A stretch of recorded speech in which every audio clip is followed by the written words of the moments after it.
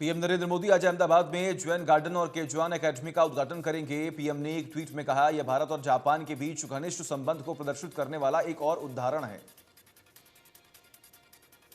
PM Modi सुबह 11 बजे मन की बात कार्यक्रम के जरिए देश को संबोधित करेंगे। इस दौरान वह देश में बढ़ते कोरोना के मामले और तेजी से फैल चल रहे टीकाकरण की स्थिति को लेकर भी चर्चा कर सकते हैं। देश में कोरोना मामलों में लगातार गिरावट दर्ज की जा रही है। 24 घंटे में 49,000 से भी अधिक नए केस आए सामने। 1,255 मरीजों की मौत हुई। दूसरी लहर के बीच अब देश में एक्टिव केस 5 लाख से भी ज्यादा हैं। कोरोना मरीजों के ठीक होने के रिकवरी रेट में बढ़त देखी गई है। 24 घंटे में 57,000 मरीज रिकवर हुए हैं। महाराष्ट्र में कोरोना के केस लगातार कम हो रहे। एक दिन में महाराष्ट्र में कोरोना के 9,812 नए मरीज मिले, जबकि 8,000 कोविड मरीज ठीक हुए। 511 मरीजों की जान चली गई। दिल्ली में 24 घंटे में 85 से ज्यादा केस मिले। 9 मरीजों ने दम तोड़ दिया। दिल्ली में अब 1,000 से भी ज्यादा केस एक्टिव हैं।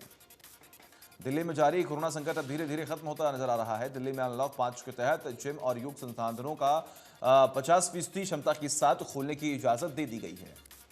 प्रदेश में कोरोना के 121 नए केस आए सामने। 24 घंटे में 17 लोगों की जान चली गई। 227 से अधिक मरीज ठीक हुए। अब एक्टिव केस 1,000 से भी ज्यादा है।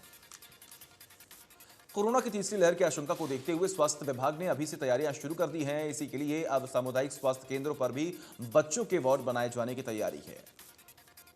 स्पुतनिक वैक्सीन का इंतजार अब खत्म हुआ। साइबर सिटी गुरुग्राम में सरकारी केंद्रों पर जल्द ही लोगों को स्पुतनिक वैक्सीन लगाई जाएगी। देश में पहली बार किसी सरकारी केंद्र पर स्पुतनिक वैक्सीन लगाई जाएगी। करनाल में कोरोना काल में निजी अस्पतालों ने खूब लूट मचाई। लोगों से मिली शिकायतों के बाद हुई जांच में खुलासा हुआ कि 9 अस्पतालों ने कोरोना संक्रमित 480 मरीजों से 57 लाख रुपए अधिक वसूल लिए हैं। कोरोना काल में मरने वाले नगर निकाय के सफाई कर्मचारियों को सरकार ने 50 लाख रुपए देने का ऐलान किया था, लेकिन अब सरकार वादे से मुकर रही है। नगर निगम कर्मचारियों ने सरकार पर आरोप लगाए हैं। सीएम मनोहर लाल ने अपने मनाली ठहराव के दौरान केंद्रीय मंत्री नितिन गडकरी से मुलाकात की। इस दौरान दोनों नेताओं ने हरियाणा राज्य में राष्ट्रीय राजमार्ग की 6,393 करोड़ रुपए की 11 परियोजनाओं को आगे बढ़ाने पर विस्तार से बातचीत की।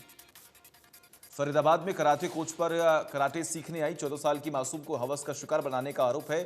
पीड़िता का आरोप है कि कराटे कोच ने 1 साल तक उसके साथ गलत काम किया। सोनीपत के खालूपुर अर्बन हेल्थ सेंटर के एसएमओ पर अनुबंधित महिला कर्मचारी ने प्रताड़ना से आरोप लगाए हैं। कर्मचारी का कहना है कि 2 महीने से अटेंडेंस नहीं ली जा रही है, जिसके चलते सैलरी रुकी हुई है। कैथल साइबर सेल ने फर्जी नाम पते पर ऑनलाइन मोबाइल फोन मंगवाने वाले रैकेट का भांडाफोड़ किया। पुलिस ने मामले में 2 आरोपियों को गिरफ्तार भी कर लिया। करनाल के कटाबाग गांव में दिन दहाड़े पिता बेटे से पिस्तौल की नोक पर लूट ली गई और दोनों की सराफा बाजार में ज्वेलर्स की दुकान है और गांवों में फेरी के जरिए भी गहने बेचने का काम करते हैं। सिरसा की जेजे कॉलोनी में 2 पक्ष आपस में उलझ गए। दोनों घरों में तोड़फोड़ हुई और दोनों पक्षों ने एक दूसरे पर गंभीर आरोप लगाए। पुलिस ने मौके पर पहुंचकर जांच शुरू कर दी है। भिवानी के बडीसरा गांव में खूनी खेल में 5 लोगों को मौत के घाट उतारा जा चुका है। आज फिर हत्याकांड के गवाह पर पुलिस सुरक्षा कर्मियों की मौजूदगी में कई गोलियां मारी गई, जिससे नागरिक अस्पताल में भर्ती करवाया गया। पलवल में दोस्तों पर शराब पिलाकर 24 वर्षीय युवक की हत्या करने का आरोप है। हत्या की वजह अभी साफ नहीं हो पाई है। पुलिस के परिजनों की शिकायत पर 3 लोगों पर केस दर्ज किया गया। झज्जर सांपला रोड पर हादसे में 2 लोगों की मौत हो गई। मरने वालों में एक की उम्र 18 साल तो दूसरे की उम्र 33 साल बताई जा रही है। दोनों ही एक ही बाइक पर सवार होकर सांपला से झज्जर जा रहे थे।